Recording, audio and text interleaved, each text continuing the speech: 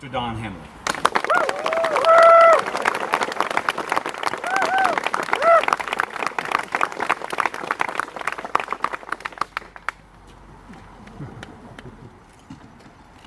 Thank you. These cups, by the way, are made from corn.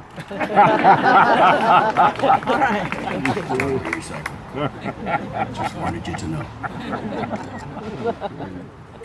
Thank you, Commissioner Roy, for that kind introduction and for the very important role you've played in bringing this visitor center to fruition.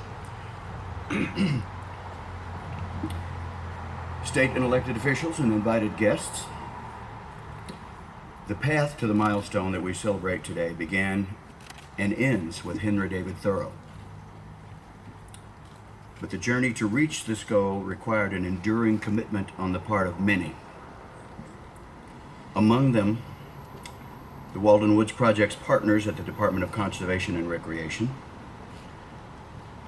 Senator Barrett, and Representative Corey Atkins, who have been such good friends to the Walden Woods Project throughout the years. Thank you.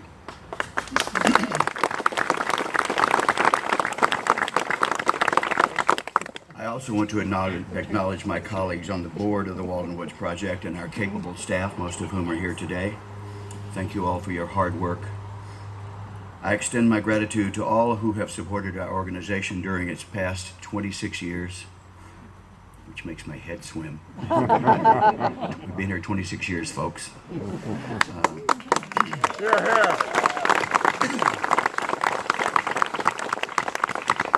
And all of you who have helped care for the Walden Pond State Reservation.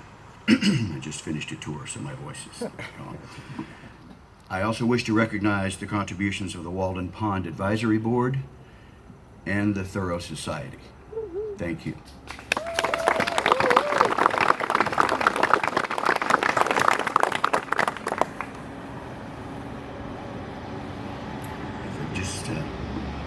If we could just move this highway somewhere.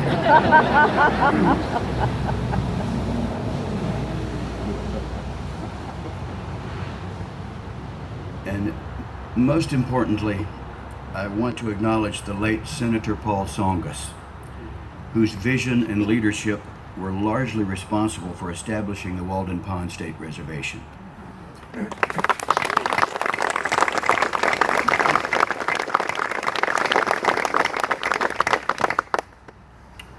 Senator Tsongas also was an early ally of mine and the Walden Woods Project. He defended me when I was being pilloried in the local media,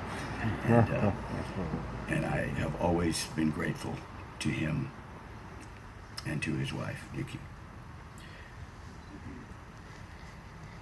As we celebrate the completion of this handsome and sustainable structure, let us remember that its primary significance lies in the great ideas that it will house and perpetuate.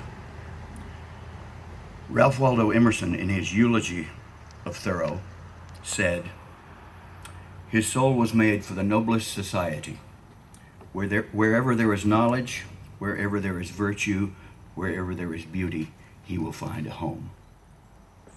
I think that I agree that Thoreau would approve of this new home that will share his legacy with hundreds of thousands of people every year. Inside the building, when you get inside the building, you will see two charts. They're both on the same poster board, but there are two separate charts, one depicting the geographic distribution of visitors, and the other depicting their reasons for traveling here. And I think you'll be interested to learn how many international guests are welcome to Walden Pond, as well as why they come to this iconic park and National Historic Landmark. Walden the book and Walden the place offer a reflection upon simple living in the natural world and the essential communion between humankind and the environment. Together, the pond and the woods were the wellspring of the universal truths that Thoreau asserted.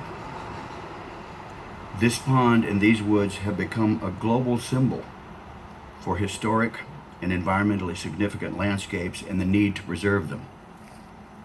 Thoreau's writings, his ideas, and his life here in this place are inextricably linked.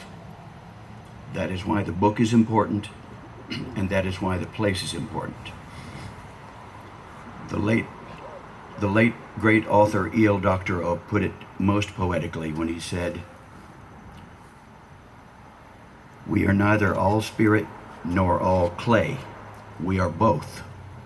And so we need both, the book and the place. We need to be able to bring the children here and say, 'This is the place old Henry wrote about. You see?'"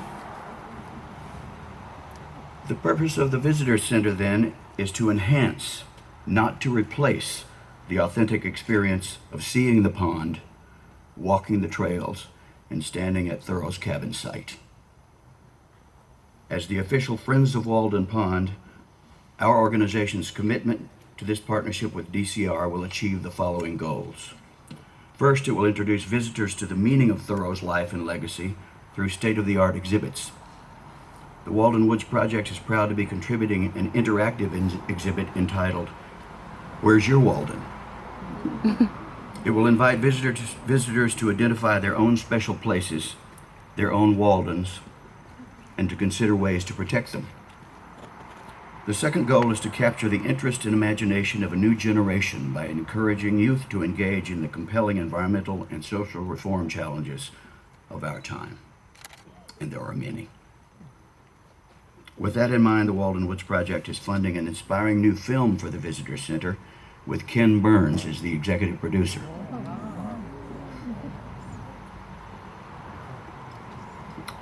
I will take...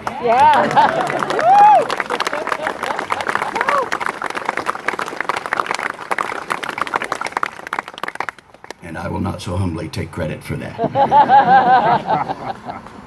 And today you'll have a sneak peek. The film is not finished yet, but today you'll get a sneak peek of what to expect when the film is completed next year. And the third goal is to build a strong and effective advocacy base to care for the pond and protect the woods. Our organization, the Walden Woods Project, has protected over 170 acres outside the park boundary. But our job is not done. Right next to Walden Pond State Reservation is the former Concord landfill that remains vulnerable to development. This site must be preserved. It must be.